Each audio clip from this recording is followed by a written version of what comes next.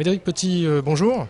Bonjour. Vous êtes l'organisateur des rencontres internationales des PPP, c'est la 6e édition en 2012. Quel enseignement on peut en tirer? Écoutez, merci de couvrir cet événement qui tous les ans attire effectivement l'ensemble des acteurs qui font du PPP. On a lancé les rencontres pour accompagner la mise en place du contrat de partenariat qui est né en 2004 et qui aujourd'hui est un des outils de la commande publique, un des outils du PPP qui lui-même s'inscrit dans la commande publique. L'ensemble est maintenant sur une vitesse de croisière. On n'était pas sûr que dans le contexte actuel d'un ralentissement de l'activité, de moins de projets lancés parce que moins de capacité financière à suivre les besoins émis par l'État ou les autorités locales, il y avait un petit doute. Ce doute a été balayé. Ce doute a été balayé par une fréquentation qui est conforme à ce que nous espérions. On fait à peu près la même chose que l'année dernière, qui avait été une année très faste.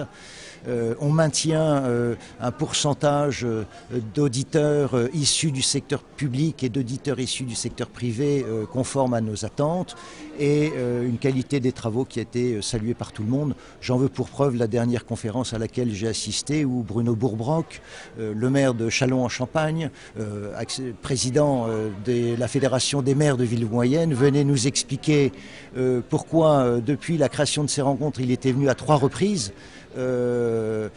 D'abord, quand il s'est posé la question du mode de la commande publique qu'il souhaitait enclencher pour réaliser le renouvellement de son palais accueillant notamment la grande foire, de son palais des expositions.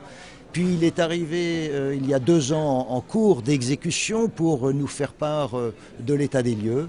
Et de façon extrêmement sympathique et efficace pour nous, il est venu tout à l'heure nous expliquer pourquoi il est aujourd'hui capable de faire partager un retour d'expérience sur un PPP qui a formidablement bien réussi et dont l'inauguration s'est faite il y a quelques jours en présence du président de la République à Châlons-en-Champagne pour ce pavillon ayant vocation à redynamiser le tissu champenois en matière de capacité d'accueil de grands salons internationaux et de foires. 2 jours extrêmement denses où on a reçu une bonne 60aine de conférenciers venus animer les 8, je crois, conférences thématiques et puis les 9 formations professionnelles. Et je rappelle que celles-ci sont très importantes, qu'il faut lancer un PPP quand on en maîtrise un certain nombre d'outils. Il faut pour ça s'appuyer sur les cabinets spécialisés, des cabinets de conseil, des cabinets d'avocats, des financiers, qui sont, dans le cadre de ce contrat de partenariat, non pas ceux qui vont répondre à une offre prédéterminée, mais ceux qui vont se mettre autour de la table pour déterminer les meilleures modalités de conclure un contrat public-privé, où la partie privée emmenée par un leader va contracter avec le maître d'ouvrage public pour réaliser une opération qui sera sur une durée assez longue, mais à l'issue de cette durée revient totalement à la propriété du secteur public.